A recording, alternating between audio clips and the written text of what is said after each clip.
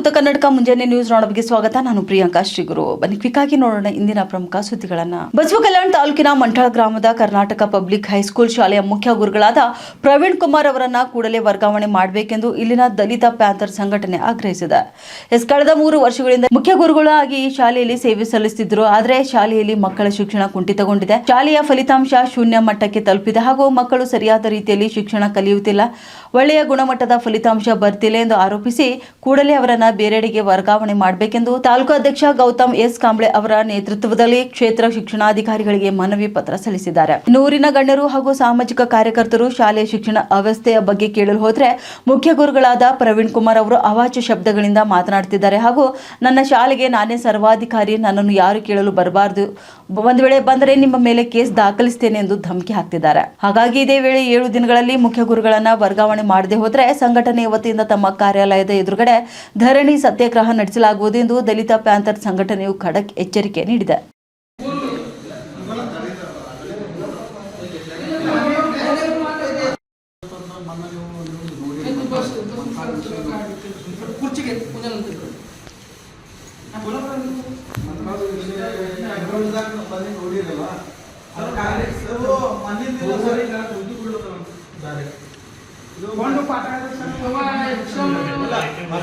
एक जण ಮನೆಯಿಂದ ವಿಷಯ ಅಂತಿಲ್ಲ. ಸುಮಾರು 3 ವರ್ಷದಿಂದ ನಾವು ಮಂಟಪದವ್ರಿಗೆ ಹೇಳ್ಕೊತಾನಿದ್ದೇವೆ. ಅದು ಕೂಡ 1 ವರ್ಷ ಮೊದಲ ಹಿಂದೆ ಎಕ್ಸಾಮ್ ಆದವು. ನಾವು ಹೇಳಕ್ಕೆ ಹೋದ್ರ ಆ ಪ್ರವೀಣ್ ಸರ್ ಅಂತ ಹೇಳಲ್ಲ ಹೆಣ್ಮಕ್ಳ ಆ 1 ವರ್ಷದಾಗ ಮಾತಾಡ್ತಾರೆ. ಊರದವ್ರು ಕೇಳಕ್ಕೆ ಬಂತಂದ್ರೆ ಅವ್ರಿಗೆ ಏನಂತಾರ, ನಾವು ಶಾಲೆ ಅವಾಗ ಬಂದ ಅಂತಂದ್ರೆ ನಿಮ್ಮ ಕೇಸ್ ಮಾಡ್ತೀವಿ ನೋಡಿ ಅಂತ ನಮ್ಮ ಊರು ಹಿರಿಯವರಿದ್ವಿ, ನಮ್ಮ ಕಾರ್ಯಕರ್ತವ್ರಿಗೆ ಯಾರ ಕೇಳಕ್ಕೆ ಹೋದ್ರು ಪೇರೆಂಟ್ಸ್ ತಂದೆ ತಾಯಿ ಕೇಳಕ್ಕೆ ಹೋದಂತೂ ಆ ಶಬ್ದದಾಗ ನೀವು ಮಾತಾಡ್ತಾನ. ಮತ್ತು ಇದು ಈಗ ಯಾರನ್ನೂ ಕೇಳಬಾರ್ದು ಅಂತಂದ್ರೆ ಈ ಶಾಲೆಯ ಸಭೆ ನಡೆಸ್ಕೋಬೇಕಲ್ಲ, ಅದನ್ನು ನಡೆಸ್ಕೊಂಡಿಲ್ಲ. ಈಗ ಮಕ್ಕಳೆಂದ್ರೆ ಸರಿಕೊಂಡು ಹೋದ್ರೆ ಅದೇ ಮಕ್ಕಳಿಗೆ ಹೇಳ್ತಾನಂತ ಯಾರಿಗಾರ ಹೈಯರ್ ಆಫೀಸರಿಗೆ ಹೇಳಿದ್ರೆ ಅಂತಂದ್ರೆ ನಿಮಗೆ ಶಾಲೆ ಫೇಲ್ ಮಾಡ್ತೀನಿ, ನಿಮಗೆ ಹೊಡಿತೀನಿ ಬಡಿತೀನಿ ಅಂತ ಆ ಥರ ಧಮಕಿ ಕೊಡ್ಲತ್ತಾನ. ಅದೇ ಆ ನ್ಯೂಸ್ಗಳನ್ನು ಹುಡುಗರು ಹೇಳ ನೋಡ್ರಿ. ಅದಕ್ಕಾಗಿ ಅದ್ರ ಮೇಲೆ ನೀವು ಕ್ರಮ ತಗೋಬೇಕು. ಅವ್ರಿಗೆ ಇಮಿಡಿಯೇಟ್ಲಿ ಅವ್ರಿಗೆ ಸಸ್ಪೆಂಡ್ ಮಾಡಬೇಕಂತ ನಾವು ಒಂದು ಅರ್ಜಿ ಕೊಂಡು ಬಂದಿದ್ದೆವು. ಸುಮಾರು 7 ದಿನದಾಗ ಅದು ಅಕಸ್ಮಾತ್ ಆಗಿಲ್ಲ ಅಂತಂದ್ರೆ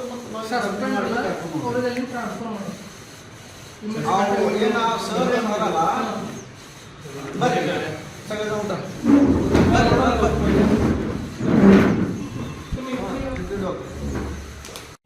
जय भीम, जय शिवराय, जय लहूजी, जय बसवಣ್ಣ, जय छत्रपती शिवाजी महाराज. ಸುಮಾರು ಅಲ್ಲಿನ ಬಸವ ಕಲ್ಯಾಣ ತಾಲೂಕಿನ ಮಂಠಾಳ ಗ್ರಾಮದ ಹೈಸ್ಕೂಲ್ನಲ್ಲಿ ಏನು ಒಂದು ನ್ಯೂಸ್ ಬಂದಿದೆ. ಆ ನ್ಯೂಸ್ ಸಂದರ್ಭದಲ್ಲಿ ನಾವು ಎಲ್ಲ ನಮ್ಮ ದಲಿತ ಪ್ಯಾಂಥರ್ ಸಂಘಟನೆಯ ಎಲ್ಲ ಪದಾಧಿಕಾರಿ ಮತ್ತು ಕಾರ್ಯಕರ್ತರು ಬಸವ ಕಲ್ಯಾಣ BO ಆಫೀಸಲ್ಲಿ ಒಂದು ಒಂದು ಅರ್ಜಿಯನ್ನು ಕೊಡ್ಲಕ್ಕೆ ಬಂದಿದ್ದೀವಿ. ಅದು ವಿಷಯ ಅಂತಂದ್ರೆ ಏನಂದ್ರೆ, ಮಂಠಾಳ ಹೈಸ್ಕೂಲ್ನಲ್ಲಿ ಒಂದು ಪ್ರಿನ್ಸಿಪಲ್ HM ಪ್ರವೀಣ್ ಕುಮಾರ್ ಅಂತ, ಆ ನಾಲ್ಕ ಪ್ರವೀಣ್ ಕುಮಾರ್ ಅಂತ ಒಂದು HM ಇದ್ದಾರೆ. ಆ HM 3 ವರ್ಷದಿಂದ ಅವರಿಗೆ ಒಂದು ಊರ್ದು ಒಂದು ಪೇರೆಂಟ್ಸ್ ಆಗಲಿ, ಒಂದು ಗಣ್ಯ ವ್ಯಕ್ತಿಯರಾಗಲಿ, ಒಂದು ಹಿರಿಯ ಮುಖಂಡರ ಊರು ಆಗಲಿ, ಅವ್ರೆಲ್ಲರೂ ಹೋಗಿ ಆ ಮಕ್ಕಳ ಶಿಸ್ತ ಆ ಮಾರ್ಕ್ಸ್ ನೋಡಿ ಆ ಮಕ್ಕಳದ ಎಜುಕೇಶನ್ ಬಗ್ಗೆ ಕೇಳಕ್ ಹೋದ್ರೆ ಆ ನಾಲ್ಕ ಆ ಪ್ರವೀಣ್ ಕುಮಾರ್ ಸರ್ ಅಂತ ಅವ ಆ ಮಂದಿಗೆ ಅವ್ರು ಏನ್ ಕೇಳಕ್ ಹೋಗ್ರ ಆ ಹಿರಿಯ ಮುಖಂಡರಿಗೆ ಒಂದು ಏಕವಚನ ಶಬ್ದದಲ್ಲಿ ನಾವು ಮಾತಾಡ್ಕೊಂಡು ಆ ಜನರಿಗೆ ಊರ್ ಜನರಿಗೆ ಒಂದು ಬೆದರಿಕೆ ಹಾಕಿ, ಒಂದು ಅಂಜಿಕೆ ಹಾಕಿ, ನನ್ನ ಶಾಲೆ ಅವರದಾಗ ಬಂದಂತಂದ್ರೆ ನಿಮ್ಮೆಲ್ಲ ಒಂದು ಕಾನೂನು ಕ್ರಮಕ್ಕೆ ಒಂದು ಕೇಸ್ ಕೊಡ್ಬೇಕಾಯ್ತದ, ಈ ತರ ಮಾತಾಡಿ ನಮ್ಮ ಮಂಠಾಳ ಮಕ್ಕಳದ ಭವಿಷ್ಯ ಹಾಳು ಮಾಡ್ತಾ ಇದೆ. ಅದಕ್ಕಾಗಿ ನಮ್ಗೆಲ್ಲರಿಗೆ ನೋಡ್ಕೊಂಡು ನಮ್ಮ ಮಕ್ಕಳ ನಿನ್ನೆ ಗ್ರಾಮ ಪಂಚಾಯತ್ ಹೋಗಿ ಆ PDO ಹತ್ರ ಒಂದು ಕಂಪ್ಲೇಂಟ್ ಕೊಟ್ಟಿದ್ದಾರೆ. ಅದು ನೋಡ್ಕೊಂಡು ಆಮೇಲೆ ನಮ್ಮ ದಲಿತ ಪ್ಯಾಂಥರ್ ಸಂಘಟನೆಯ ಕಾರ್ಯಕರ್ತರಿಗೆ ಗೊತ್ತಾಗೋಣ ಇಮಿಡಿಯೇಟ್ಲಿ ನಾವು ಅದ ತಕ್ಷಣ ಹೋಗಿ ಆ ಮಕ್ಕಳಿಗೆ ಭೇಟಿಯಾಗಿ ಆ ಮಕ್ಕಳಿಗೆ ಏನು ತೊಂದರೆ ಅದಪ್ಪ ಅಂತ ಕೇಳ್ಕೊಂಡು ನಮಗೆ ಏನು ಸಹನ ಆಗಲ್ದೆ ಆ ವಿಷಯ ತಗೊಂಡು ನಾವು BO ಆಫೀಸ್ ತರ ಬಸವ ಕಲ್ಯಾಣ ತಾಲೂಕಿನ ಬಂದಿದ್ದೇವೆ. ದೋಸ್ತರೇ. ಅದಕ್ಕಾಗಿ ಇಮಿಡಿಯೇಟ್ಲಿ ನಾವು ಬಿ ಒ ಸಾಹೇಬರಿಗೆ ಒಂದು ಮನವಿ ಕೊಡ್ತೀವಿ, ಮತ್ತು ನಮ್ಮ ಡಿ ಸಿ ಸಾಹೇಬರಿಗೆ ಒಂದು ಲೆಟರ್ ಬರೆಸಿದ್ದೇವೆ, ತಹಸೀಲ್ದಾರ್ ಸಾಹೇಬರಿಗೂ ಒಂದು ಅದೇ ಮೆಮೊಡನ್ನು ನಾವು ಕಳಿಸ್ತಾ ಇದ್ದೀವಿ. ಇಮಿಡಿಯೇಟ್ಲಿ ಆ ಪ್ರವೀಣ್ ಕುಮಾರ್ ಅಂತ ಟೀಚರ್ ಅಲ್ಲ, ಆ ಮಗನಿಗೆ ತುರಂತವಾಗಿ ಸಸ್ಪೆಂಡ್ ಮಾಡಿಸ್ಬೇಕು ಅಂತ ನಾವು ಒಂದು ಅರ್ಜಿ ಕೊಟ್ಟಿದ್ದೇವೆ. ಅಕಸ್ಮಾತ್ ಆ ಸರಿಗೆ ಸಸ್ಪೆಂಡ್ ಮಾಡಲಾದ್ರೆ 7 ದಿನದಾಗ ಇದೇ ಬಿ ಒ ಆಫೀಸಲ್ಲಿ ನಮ್ಮ ಮಂಠಾಳದ 10ನೇ 9ನೇ ಸ್ಕೂಲ್ನ ಮಕ್ಕಳಿಗೆ ತಗೊಂಡು ಬಂದು ಆ ಎಲ್ಲ ಮಂಠಾಳದ ಪೇರೆಂಟ್ಸ್ಗಳಿಗೆ ತಗೊಂಡು ಬಂದು ಈ ಬಿ ಒ ಆಫೀಸಲ್ಲಿ ಲಾಕ್ ಮಾಡೋದ ಕೆಲಸ ಅಂದ್ರೆ ನಾವು ಮಾಡ್ತೇವೆ ಅಂತ ಹೇಳ್ತಕ್ಕಂಥ ನಿಮ್ಮ ಸಂದರ್ಭದಲ್ಲಿ ಹೇಳ್ತಾ ಇದ್ದೀನಿ ಅಣ್ಣಂತವ್ರೆ. ಆದರೂ ಕೂಡ ಹಾಗೆ ಈ ಬಸವ ಕಲ್ಯಾಣ ತಾಲೂಕಿನ ಯಾವುದೇ ಸಾಲಿಗೆ ಈ ತರ ಆಯ್ತಂದ್ರ ನಮ್ಮ ಅಭ್ಯಂತರ ಸಂಘಟನೆ ಬಿಡಂಗಿಲ್ಲ ಅಂತ ಈ ನಿಮ್ಮ ನ್ಯೂಸ್ ಮುಖಾಂತರ ಹೇಳಕ್ ನಾ ಇಷ್ಟಪಡ್ತಾ ಇದ್ದೀನಿ. ಇದು ಇಷ್ಟೊಂದು ಮಾತು ಹೇಳ್ಕೊಂಡು ನಾನು 2 ಮಾತು ಮುಗಿಸ್ತೀನಿ. ಜೈ ಹಿಂದ್, ಜೈ ಸಂವಿಧಾನ, ಜೈ ಭೀಮ್.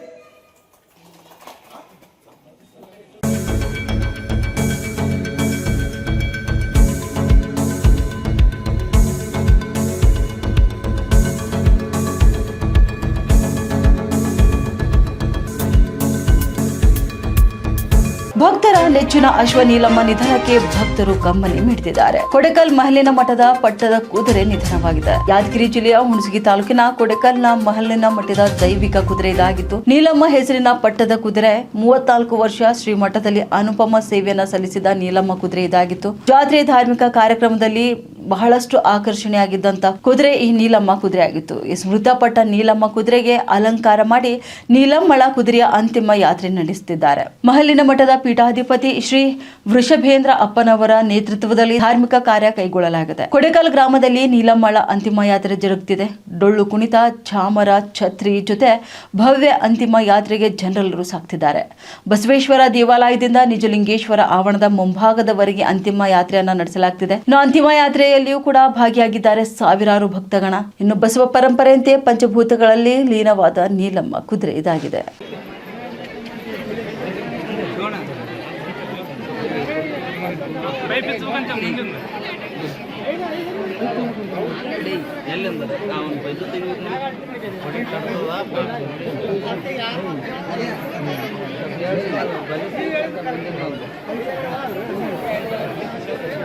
ಸರ್ ಅವ್ರಿಗೆ ಕೂಡ ಅವ್ರಿಗೆ ಫೋನ್ ಹಚ್ಚಿ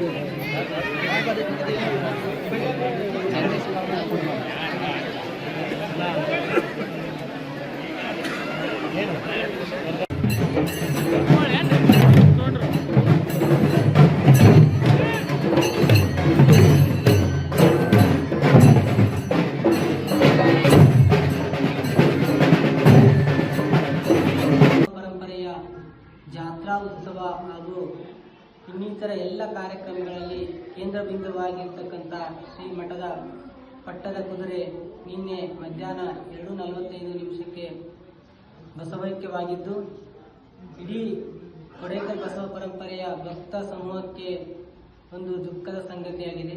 ಯಾಕಂದ್ರೆ ಈ ಪಟ್ಟದ ಕುದುರೆ ಸುಮಾರು 38 ವರ್ಷದ ಕುದುರೆ ತನ್ನ ವಯಸ್ಸನ್ನ ಎಷ್ಟು ವಯಸ್ಸಿಗೆ ಬಾಳಬೇಕಾಗಿತ್ತು ಅದಕ್ಕಿಂತ ಸುಮಾರು 5-6 ಹೆಚ್ಚು ವಯಸ್ಸನ್ನ ಬಾಳಿದೆ ಅಂತ ನಿನ್ನೆ ಡಾಕ್ಟರ್ ಹೇಳಿದ್ರು. ಹಾಗಾಗಿ ಅಂತ ಪಟ್ಟದ ಕುದುರೆಯನ್ನ ಈ ಕೊಡೆಕಲ್ ಬಸವ ಪರಂಪರೆಯ ಎಲ್ಲ ಸಮಸ್ತ ಸದ್ಭಕ್ತರು ಸೇರಿ ನಿನ್ನೆ ರಾತ್ರಿ ಅಹೋರಾತ್ರಿ ಭಜನಾ ಕಾರ್ಯಕ್ರಮವನ್ನು ನಡೆಸಿ ಇಂದು ಬೆಳಗ್ಗೆ 10:30ರಿಂದ ಕೊಡೆಕಲ್ ಬಸವೇಶ್ವರ ದೇವಸ್ಥಾನದಿಂದ ಹಿಡಿದು ನಿಜಲಿಂಗೇಶ್ವರ ದೇವಸ್ಥಾನದವರೆಗೆ ಭವ್ಯವಾದಂಥ ಶೋಭಾಯಾತ್ರೆಯ ಮುಖಾಂತರ ಎಲ್ಲ ಗ್ರಾಮದ ಸಕಲ ಸದ್ಭಕ್ತರು ಆ ಪಟ್ಟದ ಕುದುರೆಗೆ ಅಂತಿಮ ನಮನಗಳನ್ನು ಸಲ್ಲಿಸಿದರು. ಹಾಗಾಗಿ ಬಸವೇಶ್ವರನ ಆಶೀರ್ವಾದ ಆ ಎಲ್ಲ ಸದ್ಭಕ್ತರಿಗಿರಲಿ. ಈ ಕಾರ್ಯಕ್ರಮದಲ್ಲಿ ಅವರಿವರೆನ್ನದೇ ಎಲ್ಲರೂ ಸಹ ತಮ್ಮ ತನು ಮನ ಧನದಿಂದ ಸೇವೆಯನ್ನು ಸಲ್ಲಿಸಿ ಪುನೀತರಾದರು. ಅವರಿಗೆ ಬಸವೇಶ್ವರ ಆಶೀರ್ವಾದ ಸದಾ ಎಂದು ಬೇಡಿಕೊಳ್ಳುತ್ತೇವೆ.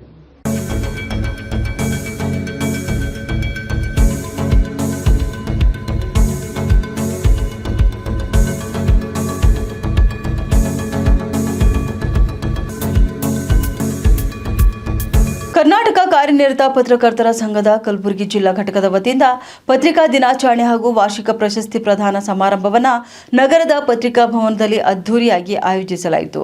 ಕಾರ್ಯಕ್ರಮವನ್ನು ಕರ್ನಾಟಕ ಕಾರ್ಯನಿರತ ಪತ್ರಕರ್ತರ ಸಂಘದ ರಾಜ್ಯಾಧ್ಯಕ್ಷ ಶಿವಾನಂದ ತಗಡೂರು ಉದ್ಘಾಟಿಸಿದರು.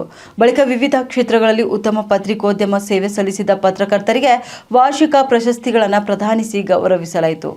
ಈ ಸಂದರ್ಭದಲ್ಲಿ ಉತ್ತರ ಕರ್ನಾಟಕ ದಿನಪತ್ರಿಕೆಯ ಕಲಬುರಗಿ ಜಿಲ್ಲಾ ವರದಿಗಾರ ದೇವೇಂದ್ರಪ್ಪ ಆವಂಟಿ ಸೇರಿದಂತೆ 5 ಪತ್ರಕರ್ತರಿಗೆ ಸಂಘದ ಪ್ರತಿಷ್ಠಿತ ಕಾಗಲ್ಕರ್ ಪ್ರಶಸ್ತಿಯನ್ನು ನೀಡಿ ಸನ್ಮಾನಿಸಲಾಯಿತು. ನಗರ ಪೊಲೀಸ್ ಆಯುಕ್ತ ಶರಣಪ್ಪ ಎಸ್ಡಿ ಹಾಗೂ ರಾಜ್ಯಾಧ್ಯಕ್ಷ ಶಿವಾನಂದ ತಗಡೂರು ಪ್ರಶಸ್ತಿ ಪ್ರದಾನ ಮಾಡಿ ಅಭಿನಂದಿಸಿದರು. ಕಾರ್ಯಕ್ರಮದಲ್ಲಿ ಜಿಲ್ಲಾ ಪೊಲೀಸ್ ವರಿಷ್ಠಾಧಿಕಾರಿ ಅಡೂರು ಶ್ರೀನಿವಾಸುಲು, ಜಿಲ್ಲಾಧಿಕಾರಿ ಇಕ್ರಾಮುಲ್ಲಾ ಶರೀಫ್, ಕರ್ನಾಟಕ ಕಾರ್ಯನಿರತ ಪತ್ರಕರ್ತರ ಸಂಘದ ಜಿಲ್ಲಾ ಅಧ್ಯಕ್ಷ ಬಾಬುರಾವ್ ಯಡ್ರಾಮಿ ಸೇರಿದಂತೆ ಹಲವು ಗಣ್ಯರು, ಸಂಘದ ಪದಾಧಿಕಾರಿಗಳು, ಹಿರಿಯ ಪತ್ರಕರ್ತರು ಹಾಗೂ ಜಿಲ್ಲೆಯ ವಿವಿಧ ಭಾಗಗಳಿಂದ ಆಗಮಿಸಿದ ಪತ್ರಕರ್ತರು ಉಪಸ್ಥಿತರಿದ್ದರು. ಇನ್ನು ಸಮಾರಂಭದಲ್ಲಿ ಪತ್ರಿಕೋದ್ಯಮದ ಮೌಲ್ಯಗಳನ್ನು ಎತ್ತಿ ಹಿಡಿಯುವ ಜೊತೆಗೆ ಸಮಾಜಮುಖಿ ವರದಿಗಾರಿಕೆಗೆ ಉತ್ತೇಜನ ನೀಡುವ ಉದ್ದೇಶದಿಂದ ಪ್ರಶಸ್ತಿಗಳನ್ನು ಪ್ರದಾನಿಸಲಾಯಿತು. ಪ್ರಶಸ್ತಿ ಪುರಸ್ಕೃತರನ್ನು ಗಣ್ಯರು ಅಭಿನಂದಿಸಿ ಪತ್ರಿಕೋದ್ಯಮದಲ್ಲಿ ಇನ್ನಷ್ಟು ಸೇವೆ ಸಲ್ಲಿಸುವಂತೆ ಶುಭ ಹಾರೈಸಿದರು. ರಾಜ್ಯಾಧ್ಯಕ್ಷರಾಗಿರ್ತಕ್ಕಂಥ ಕ್ರಿಯಾಶೀಲ ಅಧ್ಯಕ್ಷರು ಕಾಲಲ್ಲಿ ಜಡ್ಜಿಗಳು ಇಡೀ ರಾಜ್ಯದ ಸುತ್ತಂದೆಲ್ಲ ಕಾರ್ಯಕ್ರಮಗಳಲ್ಲಿ ಪಾಲ್ಗೊಂಡು ಪತ್ರಕರ್ತರ ಸಮಸ್ಯೆಗಳಿಗೆ ಪರಿಹಾರ ನೀಡತಕ್ಕಂಥ ಕೆಲಸ ಮಾಡತಕ್ಕಂಥ ನಮ್ಮ ಪದವಿಗಳಿಗೆ ಹಾರ್ದಿಕವಾದ ಅಭಿನಂದನೆ ಸಲ್ಲಿಸಲು, ಅದೇ ರೀತಿಯಾಗಿ ನಮ್ಮ ಕ್ರಿಯಾಶೀಲ ಜಿಲ್ಲಾಧ್ಯಕ್ಷರಾಗಿರ್ತಕ್ಕಂಥ ಬಾಬುರಾವ್ ಯಡ್ರಾಮಿಯವರು ಸಹ ಹಾರ್ದಿಕವಾದ ಅಭಿನಂದನೆ ಸಲ್ಲಿಸ್ತೀನಿ. ದಯವಿಟ್ಟು 2 ನಿಮಿಷ ದಯವಿಟ್ಟು ಇವತ್ತಿನ ದಿವಸ ನನಗೆ BN ಕಾಗಲ್ಕರ್ ಪ್ರಶಸ್ತಿ ಕೊಡಬೇಕಾದ್ರೆ ಒಂದು ಕಡೆ ನನಗೆ ದುಃಖ ಆಗತ್ತೆ, ಇನ್ನೊಂದು ಕಡೆ ಖುಷಿ ಆಗತ್ತೆ. ಯಾಕಂತ ಕೇಳಿದ್ರೆ ಇದನ್ನು ಈ ಸಂಭ್ರಮ ನೋಡ್ತಕ್ಕಂಥ ನಮ್ಮ ಕಾಗಲ್ಕರ್ ಅನ್ನೋದು ಇವತ್ತು ದಿವಸ ಇಲ್ಲ. ಅವರ ಈ ಕಾರ್ಯಕ್ರಮವನ್ನು ಮಾಡಿ ಬಹಳಷ್ಟು ಖುಷಿ ಪಡ್ತಿದ್ರು. ಆದರೆ BN ಕಾಗಲ್ಕರ್ ಅವರ ಒಂದು ಹೆಸರಿನಲ್ಲಿ ಪ್ರಸಿದ್ಧಿ ಕೊಡ್ತಾ ಇರೋದು ಅತ್ಯಂತ ಗೌರವದ ಸಂಕೇತ. ಆ ಕಾರ್ಯಕ್ರಮವನ್ನು, ಆ ಪ್ರಶಸ್ತಿಯನ್ನು ಜಿಲ್ಲೆಯ ವಿವಿಧ ಕ್ಷೇತ್ರಗಳಲ್ಲಿ ಸಾಧನೆ ಮಾಡಿರ್ತಕ್ಕಂಥದ್ದು ಅತ್ಯಂತ ನಮಗೆ ಹೆಮ್ಮೆಯ ವಿಷಯ. ಅವರ ಆದರ್ಶಗಳನ್ನು ನಾವು ಪತ್ರಕರ್ತರೆಲ್ಲರಿಂದ ಮೈಗೂಡಿಸಿಕೊಳ್ಬೇಕು. ಯಾಕಂದ್ರೆ ಅವರು ಹೇಗಿರ್ತಾರಂದ್ರೆ ಬರಿಗಾಲಲ್ಲಿ ಮೊದಲಬೇಕ ಸುದ್ದಿ ಮಾಡ್ತಿದ್ರು. ಇವತ್ತು ದಿವಸ ಕನ್ನಡಿಗರ ಪುಸ್ತಕಗಳಿರ್ಬೋದು, ನೀರಾವರಿ ಯೋಜನೆಗಳಲ್ಲಿರ್ಬೋದು, ಅವುಗಳೆಲ್ಲವನ್ನು ತಮ್ಮ ಹರಿತವಾದ ಲೇಖನಗಳ ಮೂಲಕ ಈ ಭಾಗದಲ್ಲಿ ಬೆಳಗಿಸತಕ್ಕಂಥ ಕೀರ್ತಿ ಯಾರಾದರೂ ಮಾಡಿದರೆ ಕಾಗಲ್ಕರ್ ಮಾಡಿದ್ರೆ ನಮ್ಮೆಲ್ಲರೂ ಹೇಳ್ತಿದ್ರು. ಅವರ ಪ್ರಶಸ್ತಿ ಇವತ್ತಿನ ದಿವಸ ನಾವು ಬಹಳ ಖುಷಿಯಿಂದ ತಗೊಳ್ಳೋದು. ಆದರೆ ಬಟ್ ಕಾಗಲ್ಕರ್ ಅವರ ಕುಟುಂಬದ ಒಂದು ಸೇವೆ ಇಡೀ ನಮ್ಮ ಪತ್ರಿಕಾ ಕ್ಷೇತ್ರದಲ್ಲಿ ಬಹಳಷ್ಟು ಸೇವೆ ಸಲ್ಲಿಸಿದೆ. ಅವರಿಗೆ ನಾವು ಎಷ್ಟು ಚಿರನ್ನು ನೀಡಿದ್ರು ಸಾಲದು. ಆದರೆ ಕಾಗಲ್ಕರ್ ಹೇಗಿದ್ರು ಅಂದ್ರೆ ಅವ್ರ ತಂದೆಯ ಗುಣಗಳನ್ನು ಅಳವಡಿಸಿಕೊಂಡು ಒಂದು ಸಂಯುಕ್ತ ಕರ್ನಾಟಕ ಪತ್ರಿಕೆಯ ಬ್ಯೂರೋ ಆಗಿದ್ದರೂ ಸಹ ಅವರು ಅಷ್ಟು ಅತ್ಯಂತ ಸರಳವಾಗಿ ನಿರ್ವಹಿಸಿದ್ದರು. ಅವರು ಕೋವಿಡ್ ಸಂದರ್ಭದಲ್ಲಿ ಆಸ್ಪತ್ರೆಯಲ್ಲಿ ಒಂದು ಅಡ್ಮಿಟ್ ಆಗ್ತಾರೆ. ಅಡ್ಮಿಟ್ ಆದಾಗ ಅವ್ರ ಹತ್ರ ₹1 ಇರಲಿಲ್ಲ. ಆದರೆ ಫೋನ್ ಮಾಡ್ತಾರೆ, ನನಗೆ ಒಬ್ಬಮ್ಮ ನನಗೆ ಹಾಸ್ಪಿಟಲ್ ಟ್ಯಾಬ್ಲೆಟ್ಸ್ ಹೋಗ್ತಾ ಇಲ್ಲ ತೋರಿಸು ಅಂತ ಅಂದಾಗ ನಾನು ಇಮಿಡಿಯೇಟ್ ಬೇರೆ ಹತ್ರ ಎಲ್ಲ ವ್ಯವಸ್ಥೆ ಮಾಡಿಕೊಂಡು ಹೋಗಿ ಕೊಟ್ಟಾಗ ಅವ್ರು ಎಷ್ಟು ಖುಷಿಯಾಗಲು ಬಹಳ ಬೇರೆ ಬಂದಿರ್ತಾರೆ. ಇವತ್ತು ದಿವಸ ನಾನು ಅವ್ರಿಲ್ಲ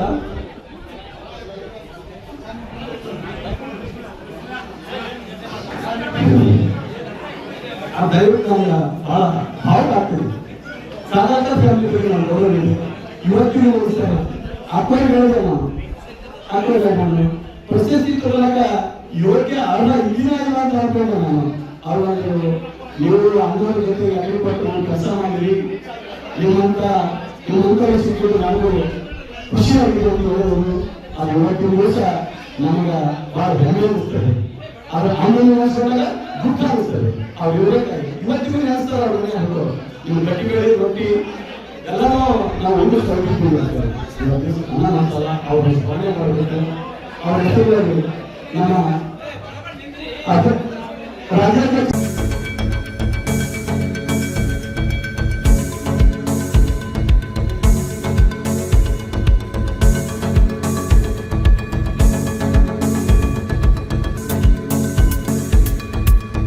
ಕಲಬುರಗಿ ತಾಲೂಕಿನ ಜಂಬಗ ಬಿ ಗ್ರಾಮದಲ್ಲಿ ನಿಗೂಢ ಪ್ರಾಣಿಯೊಂದು ಗೀರ ತಳಿಯ ಆಕಳಿನ 2 ಕಿವಿಗಳಿಗೆ ಹಾನಿ ಮಾಡಿರುವ ಘಟನೆ ಸಂಭವಿಸಿದ್ದು ಗ್ರಾಮದ ರೈತರಲ್ಲಿ ಆತಂಕ ಮನೆ ಮಾಡಿದೆ.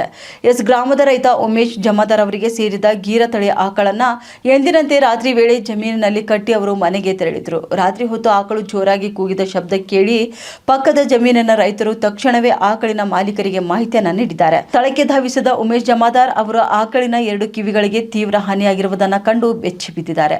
ಯಾವ ಪ್ರಾಣಿ ಈ ರೀತಿ ದಾಳಿ ನಡೆಸಿದೆ ಎಂಬುದು ಇನ್ನೂ ಕೂಡ ತಿಳಿದು ಬಂದಿಲ್ಲ. ಇನ್ನು ಇದೇ ರೀತಿಯ ಘಟನೆ ಸುಮಾರು 15 ದಿನಗಳ ಹಿಂದಷ್ಟೇ ಪಕ್ಕದ ಜಮೀನಿನ ಮತ್ತೊಬ್ಬ ರೈತನ ಹಸಿವಿಗೂ ಕೂಡ ನಡೆದಿತ್ತು ಎಂದು ಗ್ರಾಮಸ್ಥರು ಇಲ್ಲಿ ತಿಳಿಸಿದ್ದಾರೆ. ಹೀಗಾಗಿ ಗ್ರಾಮದಲ್ಲಿ ನಿಗೂಢ ಪ್ರಾಣಿಯ ಸಂಚಾರದ ಬಗ್ಗೆ ಭಯದ ವಾತಾವರಣವೇ ನಿರ್ಮಾಣವಾಗಿದೆ. ಈ ಕುರಿತು ಅರಣ್ಯ ಇಲಾಖೆ ಹಾಗೂ ಪಶುಸಂಗೋಪನಾ ಇಲಾಖೆ ಅಧಿಕಾರಿಗಳು ಸ್ಥಳಕ್ಕೆ ಭೇಟಿ ನೀಡಿ ಪರಿಶೀಲನೆಯನ್ನ ನಡೆಸಿ ಯಾವ ಪ್ರಾಣಿ ಈ ದಾಳಿ ನಡೆಸಿದೆ ಎಂಬುದನ್ನು ಪತ್ತೆ ಹಚ್ಚಬೇಕು ಹಾಗೂ ರೈತರ ಜಾನುವಾರುಗಳಿಗೆ ಸೂಕ್ತ ರಕ್ಷಣೆ ಒದಗಿಸಬೇಕೆಂದು ಗ್ರಾಮಸ್ಥರು ಮತ್ತು ರೈತರು ಆಗ್ರಹಿಸಿದ್ದಾರೆ.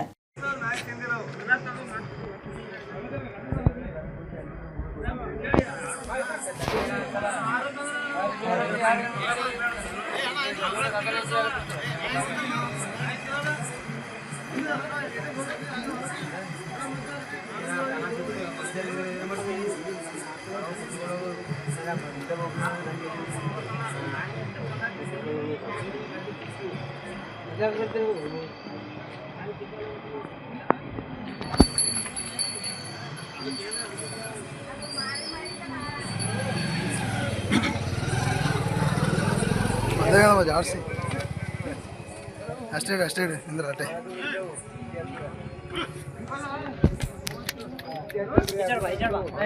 ಜಾಡ್ಸಿ ಎಲ್ಲಿ ಬಿಡು ಊರು ಚೂರು ಸೂರಂಗಿಂದ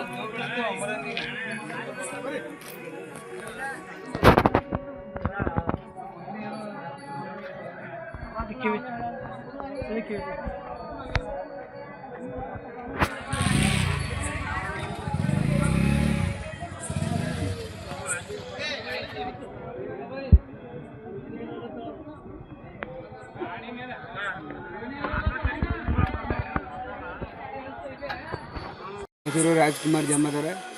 ನಮ್ಮ ಹೊಲದಾಗಿ ದಿನ ಏನಪ್ಪ ಅಂತಂದ್ರೆ ವರ್ಷಾವಧಿ ದನಗಳು ಕಟ್ತಿದ್ದೇವೆ ರೀ. ಆ ದನ ಏನಪ್ಪ ಅಂತಂದ್ರೆ ಇವತ್ತು ಸಂಜೆ 5-6-7 ಗಂಟೆಗೆ ಏನಪ್ಪ ಅಂದ್ರೆ ನಾವು ದಿನ ನೀರನ್ನು ಮಾಡಿ ಬರೋಕೆ ಬಂದೀವಿ. ಬಂದ ಬೆಳಗ್ಗೆ ಏನದ ಅದು ಏನಾಗಿದೋ ಗೊತ್ತಿಲ್ಲ, ಚಿರ್ಚಿ ಕಚ್ಚಿದವನು ಯಾವುದು ಕಾಳ ಕಚ್ಚೋದು ಏನು ಯಾವ ಪ್ರಾಣಿ ಕಚ್ಚೋದು ಗೊತ್ತಿಲ್ಲ. 2 ಕಿವಿ ತಿಂದವ್ರು ಹಾಕೋದು 2 ತಿಂದವ್ರಿ. ಮತ್ತು ಅನ್ಕರ ಅಲ್ಲಿ ಈಗ ಏನಾಗಿದ್ರೆ ನಮ್ಮ ಹೊಲಕ್ಕೆ ಹೋಗ್ಲಿಕ್ಕೂ ನಮ್ಗೆ ಹಂಚಿಕೆ ಹೊಂಟದ. ನಾಳೆ ನಮ್ಗೆ ಹೊಲಕ್ಕೆ ಹೋಗಿ ಹಂಚಿಕೆ ಹೊಂಟದ. ನಾಳೆ ಏನಪ್ಪ ಅಂತಂದ್ರೆ ನರಿ ಹೊಲದಾಗೂ ಹಂಚಿಕೆ ಹೊಂಟದ. ನಮ್ಮನ್ನು ಗೊತ್ತಿದ್ದಿಲ್ಲ. ಅಲ್ಲಿ ಬಾಜು ಹೊಲದಲ್ಲಿ ಇರ್ತಕ್ಕಂಥವ್ರು ಏನಪ್ಪ ಅಂದ್ರೆ ನಮಗೆ ಫೋನ್ ಮಾಡಿ ಹೇಳಿದಾಗ ನಾವು ಈಗ ಹೋಗಿ ಆಕಳು ತೊಗೊಂಡು ಬಂದೀವಿ. ಯಾರು ಕಿವಿ 2 ಕಡೆ ಕಿವಿ ತಿಂದದ. ಮತ್ತು ಏನಪ್ಪ ಅಂತಂದ್ರೆ ನಮ್ಗೆ ಬೆಲೆ ಉಂಟಾಗ್ಯದ. ನಾವು ಸಂಬಂಧಪಟ್ಟವರು ನಮಗೆ ದಯಮಾಡಿ ಬಂದು ಇದಕ್ಕೆ ಪರಿಹಾರ ಮಾಡಬೇಕಂತ ಕೇಳ್ಕೊಳ್ತಿದ್ದೀವಿ.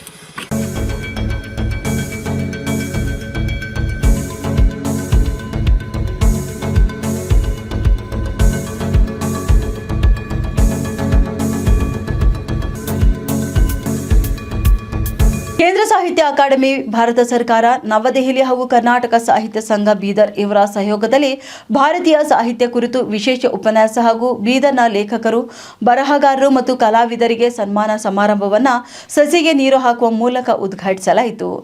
ಕಾರ್ಯಕ್ರಮವನ್ನು ಉದ್ಘಾಟಿಸಿ ಮಾತನಾಡಿದ ಕೇಂದ್ರ ಸಾಹಿತ್ಯ ಅಕಾಡೆಮಿ ಕಾರ್ಯದರ್ಶಿ ಡಾಕ್ಟರ್ ವರುಣ್ ಗುಲಾಟಿ ಅವರು 1952ರಿಂದ ಕೇಂದ್ರ ಸಾಹಿತ್ಯ ಅಕಾಡೆಮಿ ದೇಶದ 24 ವಿವಿಧ ಭಾಷೆಗಳ ಸಾಹಿತ್ಯದ ಅಭಿವೃದ್ಧಿಗಾಗಿ ನಿರಂತರವಾಗಿ 10 ಮತ್ತು ಹಲವು ರಚನಾತ್ಮಕ ಕಾರ್ಯಕ್ರಮಗಳನ್ನು ದೇಶಾದ್ಯಂತ ಹಮ್ಮಿಕೊಳ್ಳುತ್ತಾ ಬಂದಿದೆ ಎಂದು ತಿಳಿಸಿದರು. ಗಡಿ ಜಿಲ್ಲೆ ಬೀದರ್ನಲ್ಲಿ ಕಳೆದ ಸುಮಾರು 50 ವರ್ಷಗಳಿಂದ ಕರ್ನಾಟಕ ಸಾಹಿತ್ಯ ಸಂಘವು ಕಲೆ, ಸಂಸ್ಕೃತಿ ಹಾಗೂ ಸಾಹಿತ್ಯದ ಬಗ್ಗೆ ಉಳಿವು ಮತ್ತು ಬೆಳವಣಿಗೆಗಾಗಿ ನಿರಂತರವಾಗಿ ಅನೇಕ ಕಾರ್ಯಕ್ರಮಗಳನ್ನು ಆಯೋಜಿಸುತ್ತಾ ಸರ್ಕಾರ ಮಾಡದ ಕೆಲಸಕ್ಕಿಂತಲೂ ಕೂಡ ಒಂದು ಹೆಜ್ಜೆ ಮುಂದಾಗಿ ಕಾರ್ಯನಿರ್ವಹಿಸುತ್ತಿರುವುದು ಅತ್ಯಂತ ಸಂತೋಷದ ವಿಷಯವಾಗಿದೆ ಎಂದು ಅವರು ಶ್ಲಾಘಿಸಿದರು. ಈ ಹಿನ್ನೆಲೆಯಲ್ಲಿ ಕರ್ನಾಟಕ ಸಾಹಿತ್ಯ ಸಂಘದ ಸಹಯೋಗದಲ್ಲಿ ಬರುವ ನವೆಂಬರ್ ತಿಂಗಳೊಳಗಾಗಿ ಬೀದರ್ನಲ್ಲಿ ರಾಷ್ಟ್ರೀಯ ಸಾಹಿತ್ಯ ಉತ್ಸವವನ್ನು ಆಯೋಜಿಸಲಾಗುವುದೆಂದು ಡಾಕ್ಟರ್ ವರುಣ್ ಗುಲಾಟಿ ಘೋಷಿಸಿದರು. ಶ್ರೀ ವೆಂಕಟೇಶ್ವರ ವಿಶ್ವವಿದ್ಯಾಲಯದ ಪ್ರಾಧ್ಯಾಪಕರಾದ ಡಾಕ್ಟರ್ ಉಮಾಕಾಂತ್ ಪಾಟೀಲ್ ಅವರು ವಿಶೇಷ ಉಪನ್ಯಾಸ ಮಂಡಿಸಿದರು. ಕಾರ್ಯಕ್ರಮದ ಅಧ್ಯಕ್ಷತೆಯನ್ನು ಸಂಘದ ಅಧ್ಯಕ್ಷರಾದ ಡಾಕ್ಟರ್ ಜಗನ್ನಾಥ್ ಹೆಬ್ಬಾಳೆ ವಹಿಸಿದರು. ವೇದಿಕೆಯಲ್ಲಿ ಕೇಂದ್ರ ಸಾಹಿತ್ಯ ಅಕಾಡೆಮಿ ಉಪ ಕಾರ್ಯದರ್ಶಿಗಳಾದ ಡಾಕ್ಟರ್ ಎನ್ ಸುರೇಶ್ ಬಾಬು, ಪ್ರಾದೇಶಿಕ ಕಾರ್ಯದರ್ಶಿಗಳಾದ ಡಾಕ್ಟರ್ ಷಣ್ಮುಖಾನಂದ, ಈ ಕಾರ್ಯಕ್ರಮದ ಅಧಿಕಾರಿಗಳಾದ ಶ್ರೀ ಸುರೇಶ್ ನಿಜಲಿಂಗಪ್ಪ ತಗಾರೆ, ಶಿವಶರಣಪ್ಪ ಗಣೇಶ್ಪುರ್ ಉಪಸ್ಥಿತರಿದ್ದರು. ರಾಷ್ಟ್ರೀಯ ಜನಪದ ಬುಡಕಟ್ಟು ಕಲಾ ಪರಿಷತ್ ಅವಧಿಯಲ್ಲಿ ಕಾರ್ಯದರ್ಶಿಗಳಾದ ಡಾಕ್ಟರ್ ರಾಜ್ಕುಮಾರ್ ಹೆಬ್ಬಾಳೆ ಸ್ವಾಗತಿಸಿ ಪ್ರಾಸ್ತಾವಿಕ ಮಾತನಾಡಿದರು. ಖ್ಯಾತ ಸಂಗೀತ ನಿರ್ದೇಶಕರಾದ ಗುರುದೇವ್ ನಿರೂಪಿಸಿದರು. ಶ್ರೀಮತಿ ಪ್ರಿಯಾಂಕಾ ಶ್ರೀಗುರು ಹಾಗೂ ಶ್ರೀಮತಿ ಅಶ್ವಿನಿ ಸ್ವಾಮಿ ಬಂಪಳ್ಳಿ ಅವರು ನಾಡಗೀತೆಯನ್ನು ನಡೆಸಿಕೊಟ್ಟರು. ಇನ್ನು ಕಾರ್ಯಕ್ರಮದಲ್ಲಿ ಸುಮಾರು 25 ಮಂದಿ ಬರಹಗಾರರು, ಕಲಾವಿದರು ಹಾಗೂ ಸಾಹಿತ್ಯ ಕ್ಷೇತ್ರದ ಸಾಧಕರನ್ನ ಕೇಂದ್ರ ಸಾಹಿತ್ಯ ಅಕಾಡೆಮಿ ಕಾರ್ಯದರ್ಶಿ ಡಾಕ್ಟರ್ ವರುಣ್ ಗುಲಾಟಿ ಅವರು ಸನ್ಮಾನಿಸಿ ಶುಭ ಕೋರಿದರು.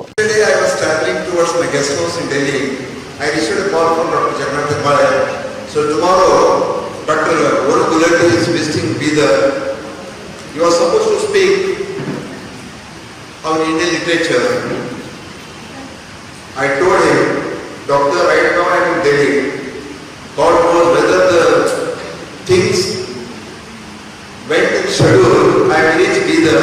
Otherwise it happens in case of CB Body Bharati.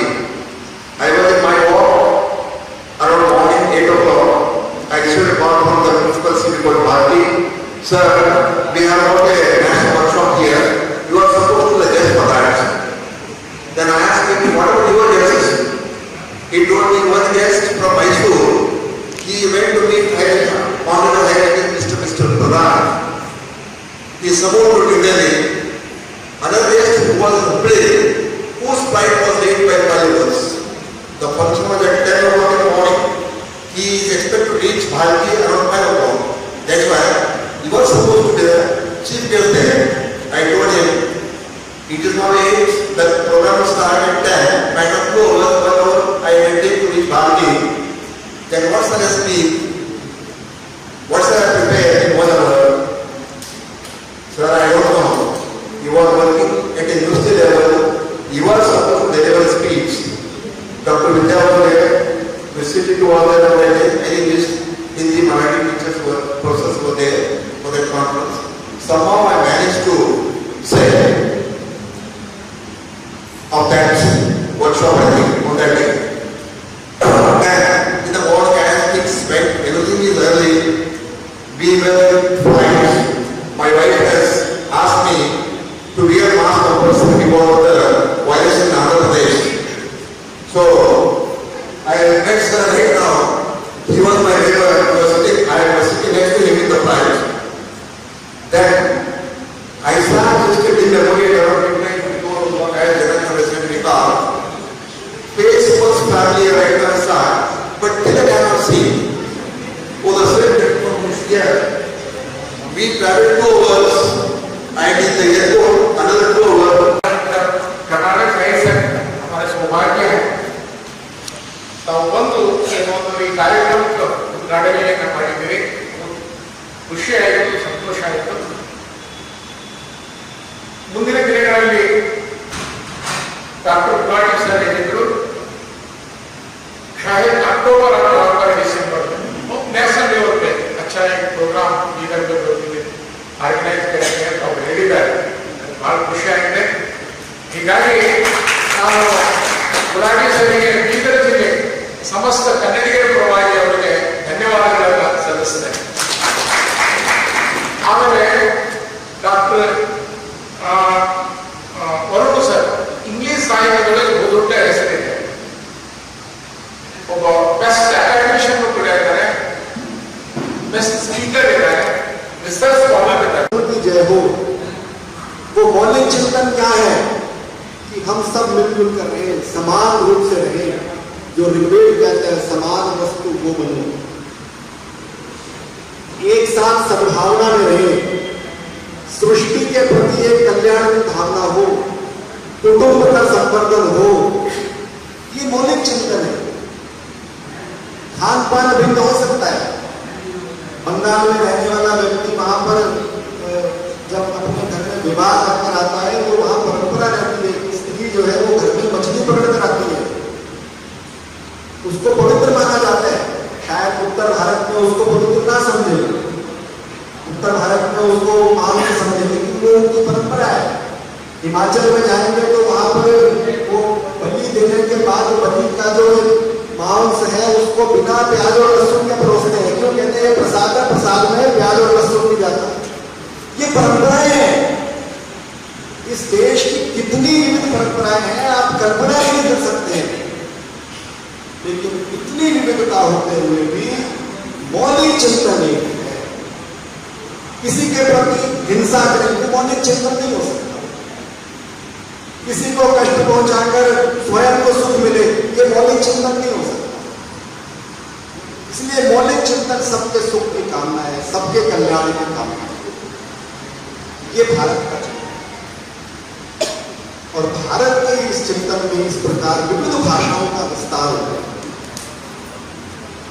विविध प्रकार के भाषा बोलने वाले लोग हुए, लेकिन वो मौलिक चिंतन नहीं किया, वो ईश्वर की उत्पत्ति एक ही।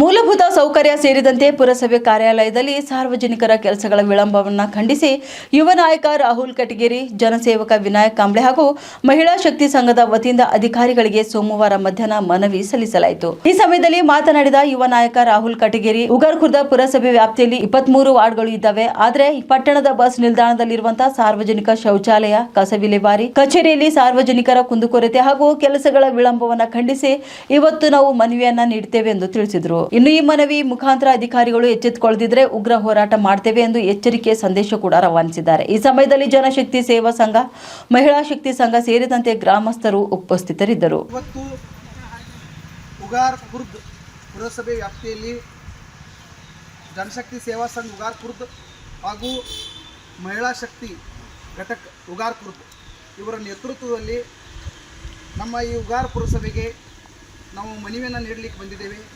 ಈ ಮನವಿ ಕಾರಣ ಏನಂದರೆ, ಸದ್ಯ ಕಾಗವಾಡ ತಾಲೂಕಿನ ಈ ಉಗಾರ್ಖುರ್ದದಲ್ಲಿ ಹಲವಾರು ಮೂಲಭೂತ ಸೌಕರ್ಯಗಳ ತೊಂದರೆ ಆಗ್ತಾಯಿದೆ. ಇದಕ್ಕೆ ಜನ ನನಗೆ ಭಾಳಷ್ಟು ಜರಿ ಬಂದು ಸರ್ ಇದರ ಬಗ್ಗೆ ನೀವು ಧ್ವನಿ ಎತ್ತಬೇಕಂದಾಗ ನಾನು ಇವತ್ತು ಸಹ ಬಂದು ಧ್ವನಿ. ಉಗಾರ್ಖುರ್ದ್ ಬಸ್ ನಿಲ್ದಾಣದ ಹತ್ತಿರ ಮಹಿಳೆಯರಿಗೆ ಶೌಚಾಲಯ ವ್ಯವಸ್ಥೆ ಇಲ್ಲ. ಇದರ ಬಗ್ಗೆ ಭಾಳಷ್ಟು ಮಹಿಳೆಯರು ನನಗೆ ಅಂದ ಕೂಡಲೇ ಇದನ್ನು ಮಾಡಲೇಬೇಕು ಪುರಸಭೆದವರು ಅಂತ ಹೇಳಿ ಅದನ್ನು ಕೂಡ ಇವತ್ತು ದಿವಸ ನಾವು ಮನವಿಯಲ್ಲಿ ಬರೆದಿದ್ದೇವೆ. ಉಗಾರ ಪುರಸಭೆ ಬಸ್ ನಿಲ್ದಾಣ ಹತ್ತಿರ ಒಂದು ಮಹಿಳಾ ಶೌಚಾಲಯ ಆಗಬೇಕು. ಎರಡನೇದು, ಉಗಾರ್ ಪುರಸಭೆಯ ವ್ಯಾಪ್ತಿಯಲ್ಲಿ ಬರ್ತಕ್ಕಂಥ 23 ವಾರ್ಡ್ಗಳಲ್ಲಿ ಜನ ಪ್ರತಿದಿನ ಬರೋದು ಅಲೆದಾಡೋದು ಆಗ್ತಾ ಇದೆ. ಅವ್ರಿಗೆ ತ್ವರಿತಗತಿಯಲ್ಲಿ ಉತ್ತಾರ ನೀಡುವ ವ್ಯವಸ್ಥೆ ಆಗಬೇಕು. ಮೂರನೇದು ಹರಿದ ಕಾನವಾಡಿಲಿ ಬರ್ತಕ್ಕಂಥ 3 ವಾರ್ಡ್ 21, 22, 23 ಈ 3 ವಾರ್ಡ್ಗಳಲ್ಲಿ ಸರಿಯಾದ ಕಸ ವಿಲೇವಾರಿ ಆಗ್ತಾ ಇಲ್ಲ. ಈ ಹಿಂದೆ ಕೂಡ ನಾನು ಹಲವು ಸಾರಿ ಹೋರಾಟ ಮಾಡಿದ್ದೆ. ಆದ ಕೂಡಲೇ ಆ ತಾತ್ಪೂರ್ತಿಕ ಕೆಲಸ ಆಯಿತು. ಬಟ್ ನಿರಂತರವಾಗಿ ಕೆಲಸ ಆಗಬೇಕು ಅನ್ನೋ ಕಾರಣಕ್ಕಾಗಿ ಅದನ್ನು ಕೂಡ ಅವ್ರು ಮಾಡಬೇಕು. ಮತ್ತು ಸರ್, ಹಲವಾರು CC ರಸ್ತೆಗಳಿಲ್ಲ, ಎಲ್ಲ ಹರಿದ ಕಾನವಾಡಿ ರಸ್ತೆಗಳು ಕೆಟ್ಟು ಹೋಗಿದಾವ. ಆ ಎಲ್ಲ ರಸ್ತೆಗಳ ನಿರ್ಮಾಣ ಆಗಬೇಕು. ಮೂರನೇದು ಉಗಾರ್ಖುರ್ದ್ ಪುರಸಭೆ ವ್ಯಾಪ್ತಿ 23 ವಾರ್ಡ್ಗಳಲ್ಲಿ ಯಾವುದೇ ಜನಸಾಮಾನ್ಯ ಉಗಾರ್ ಪುರಸಭೆ ಕಾರ್ಯಾಲಯಕ್ಕೆ ಬಂದರೆ ಅವನ ಹತ್ರ ಲಂಚ ಪೈಡ್ಲಾರ್ರೆ, ಅವನ ಹತ್ರ ಯಾವುದೇ ವಸೂಲಿ, ಯಾವುದೇ ಸಾಮಾನ್ಯ ಜನ ಬಂದ್ರೂ ಕೂಡ ನೇರವಾಗಿ ಒಂದು ಕೆಲಸ ಮಾಡಬೇಕು. ಅವನ ಹತ್ರ ದುಡ್ಡು ಯಾರೂ ಬೇಡಬಾರ್ದು ಸರ್. ಲಂಚ ಮುಕ್ತ ಕೆಲಸ ಆಗಬೇಕು. ಸರ್ಕಾರ ಅಧಿಕಾರಿಗಳಿಗೆ ಹಣ ನೀಡ್ತಾರೆ ಯಾವುದಕ್ಕಾಗಿ? ಕೆಲಸ ಮಾಡೋದಕ್ಕಾಗಿ. ಮತ್ತು ನೀವು ಅದನ್ನು ಬಿಟ್ಟು ಜನಸಾಮಾನ್ಯರ ಹತ್ರ ಹಣ ಕೇಳುವುದು ತಪ್ಪು. ಈಗಾಗಲೇ ಸನ್ಮಾನ್ಯ ಮುಖ್ಯಮಂತ್ರಿಗೂ ಕೂಡ ಹೇಳಿದ್ದಾರೆ, ಯಾರು ಲಂಚ ಹಣ ಬೇಡ್ತಾರಲ್ಲ ಅವ್ರದ್ದು ಫೋಟೋ ವಿಡಿಯೋ ಮಾಡಿರಿ, ಇಮಿಡಿಯೇಟ್ಲಿ ತಹಶೀಲ್ದಾರ್ ಸಾಹೇಬ್ರಿಗೆ ಕಳಿಸಿ ಅವ್ರ ಮೇಲೆ ಕ್ರಮ ತಗೊಳ್ಳಿಕ್ಕೆ ಅಧಿಕಾರ ಅದ. ಅದಕ್ಕಾಗಿ ಯಾವತ್ತೂ ಕೂಡ ನೀವು ಉಗಾರದ ನೂತನವಾಗಿ ಏನು ನಮ್ಮ ಉಗಾರದ ಪುರಸಭೆಯ ವ್ಯಾಪ್ತಿಯಲ್ಲಿ ಬರ್ತಕ್ಕಂಥ ಉಗಾರ್ ಮಹಿಳಾ ಘಟಕ ಏನು ಹೊಸದಾಗಿ ನಿರ್ಮಾಣ ಮಾಡಿದ್ದಾರೆ ಅವರ ಇವತ್ತು ಕಾರ್ಯಾರಂಭ ದಿವಸನೇ ಇವತ್ತು ತಾವು ಮನವಿ ಕೊಡ್ಲಿಕ್ಕೆ ನಾವು ಬಂದಿದ್ದೇವೆ.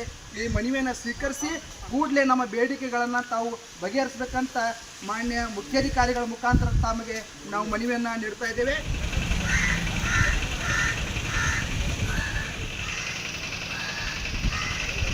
ಇಪ್ಪತ್ತ್ಮೂರು ವಾರ್ಡ್ಗಳ ಜನರ ಮೂಲಭೂತ ಸಮಸ್ಯೆಗಳು ಏನದಾವಲ್ಲ, ಪ್ರಥಮವಾಗಿ ಉಗಾರ್ ಪುರಸಭೆ ವ್ಯಾಪ್ತಿಯಲ್ಲಿ ಬರ್ತಕ್ಕಂಥ ಉಗಾರ್ ಬಸ್ ನಿಲ್ದಾಣ ಹತ್ರ ಮಹಿಳೆಯರಿಗೆ ಶೌಚಾಲಯ ವ್ಯವಸ್ಥೆ ಇಲ್ಲ, ಶೌಚಾಲಯ ನಿರ್ಮಾಣ ಆಗಬೇಕು. ಮತ್ತು ಒಂದು CC ರಸ್ತೆಗಳು ಸರಿಯಾಗಿ ಆಗ್ತಿಲ್ಲ, ಎಲ್ಲ ರಸ್ತೆಗಳು ಡ್ಯಾಮೇಜ್ ಆಗಿದ್ದಾವೆ, ರಸ್ತೆಗಳು ನಿರ್ಮಾಣ ಆಗಬೇಕು. ಮತ್ತು ಲಂಚ ಪಡೆಯದೆ ಜನರಿಗೆ ಕೆಲಸ ಆಗಬೇಕು. 4ನೇದು ಜನ ಬಂದಾಗ ಉತ್ತಾರ ಅವರಿಗೆ ತ್ವರಿತಗತಿಯಲ್ಲಿ ಸಿಗಬೇಕು.